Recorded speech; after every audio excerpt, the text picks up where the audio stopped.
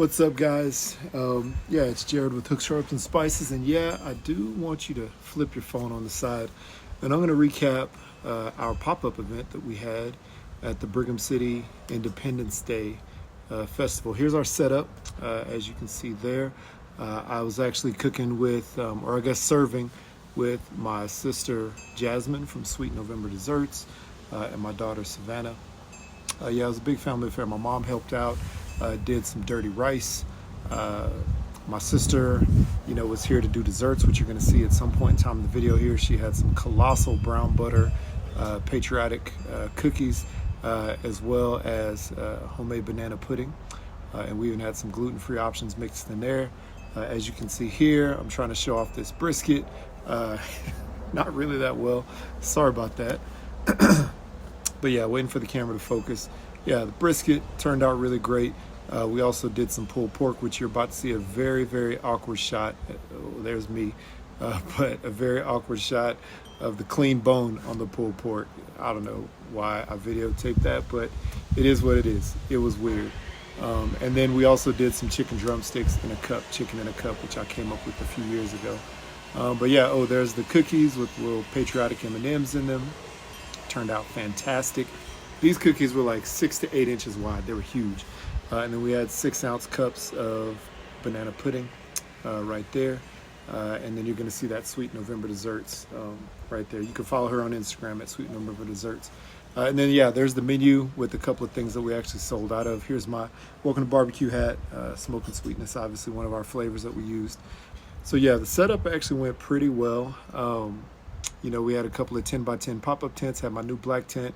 We actually also had our new light from Michelle over at the Pink Lemon. And I borrowed my friend Johnny from, you see that pit in the back over there? Borrowed my friend Johnny from Cooking with Cobia's Assassin from Stumps on a trailer. That thing was a beast. That's where I smoked the briskets. And then also the pork shoulder. And I was actually heating the food and serving the food out of that during the event. I was also cooking the chicken there during the event. So the brisket and pulled pork both turned out amazing. The brisket cooked for about 13 hours until it was time to rest it and probe tender. And then the pulled pork was about 12 hours, one and the same. Yeah, great days on both of those cooks. No complaints at all for that. The chicken, we actually cooked it on site at the event, and the chicken was really the only thing that I had a little bit of a problem with. I actually decided to cook the chicken smoke the chicken starting a couple hours before the event, and the pit just wouldn't get hot enough. But the reason why it wouldn't get hot enough is because I was serving out of it, and I had all the sides in there. I had, the meat that was warmed up and chopped up in there, and I was just serving straight onto sandwiches or the, whatnot, or into the serving cups. So, yeah, the chicken, took a long time to get hot enough. Had a few orders, had to block off the chicken a couple of times.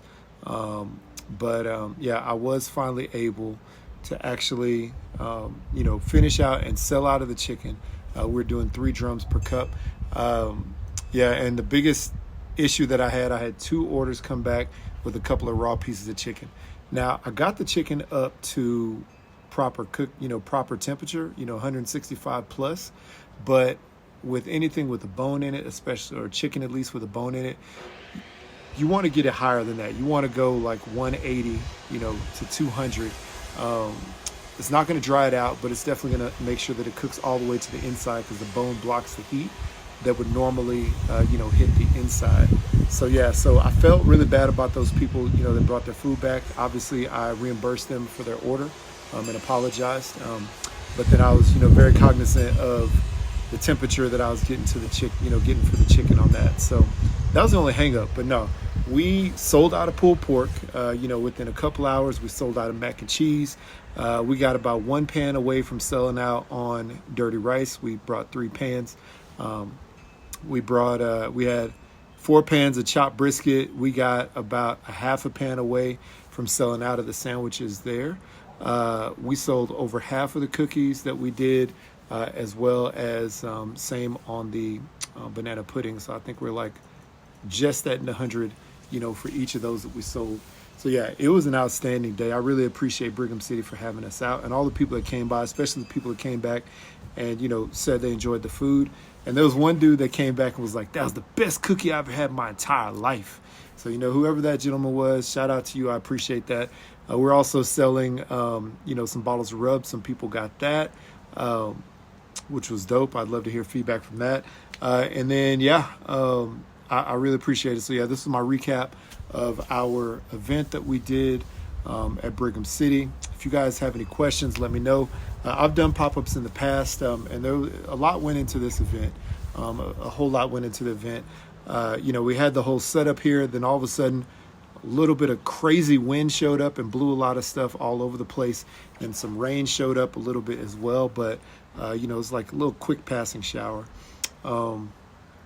It was a really great event, though. 4th of July, tons of people were there. There's a fireworks show at the end of the night.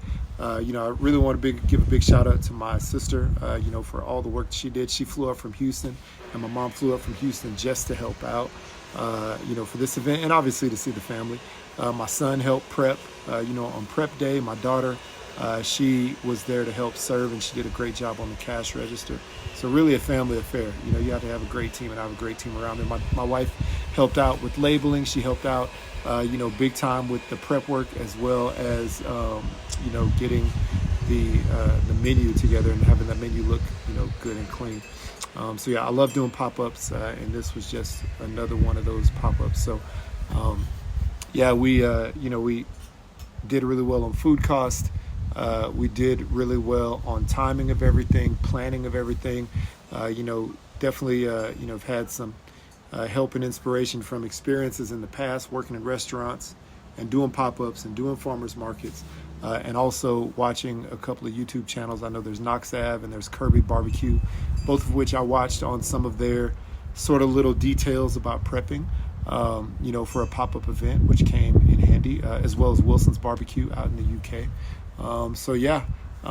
Let me know what you think in the comments. Let me know if you have any questions.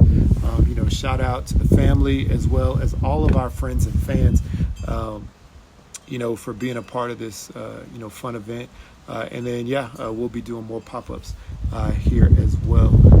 Let me know what other information y'all like to know about a pop-up, about how this event how this event went. If you want to see more content. By the way, I'm still putting together the video on my restoration for my offset close pit. So keep that in mind and keep your eyeballs out. I'll have some review videos coming up as well, one with ThermalWorks and one with another product. Keep your eyes out on that. If you want to check out our products, want to get you some merch, go to www.hooksrub.com.